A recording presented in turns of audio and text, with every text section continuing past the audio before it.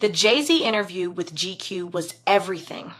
Nothing was off the table. He talked about the lawsuit, the Super Bowl, family, Kendrick, Drake, more. Watch our playback for highlights. All right. As a neutral observer sitting with Jay-Z during this GQ conversation, this didn't feel like an interview. It felt like listening to a man who's already seen the top of the mountain and is quietly explaining why he's still climbing. Pain, pride, and a code you don't break. The conversation opens heavy. Not dramatic, not loud, just heavy. Jay describes 2025 as hard and heartbreaking, and you can feel that this isn't industry talk. This is personal. There's anger there, real anger, the kind that doesn't shout, it just sits in your chest. And what hurt him most wasn't just the situation, it was what it represented.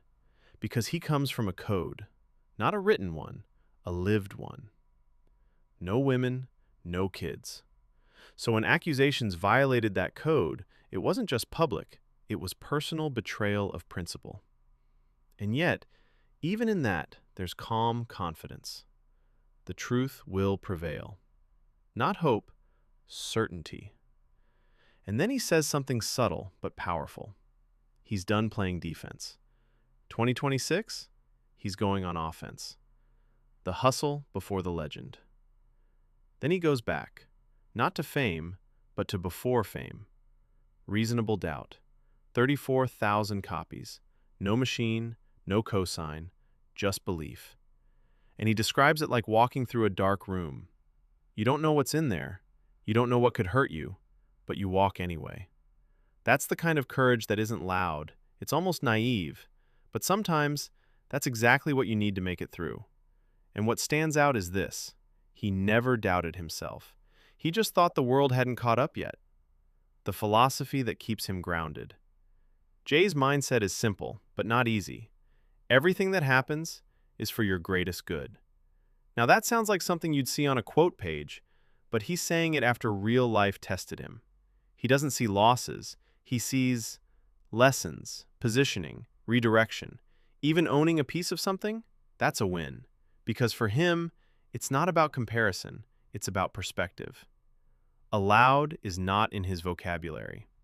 Then the conversation shifts, and you can feel the tone sharpen. He challenges the idea of being allowed to succeed, and he stops it right there.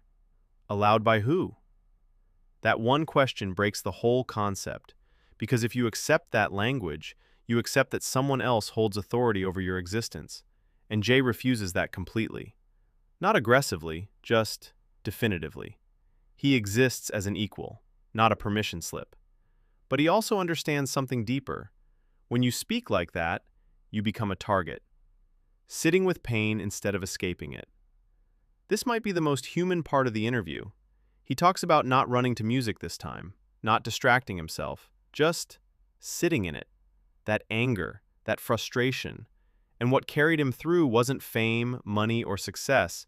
It was people, a tight circle, real ones, the kind that don't need anything from you.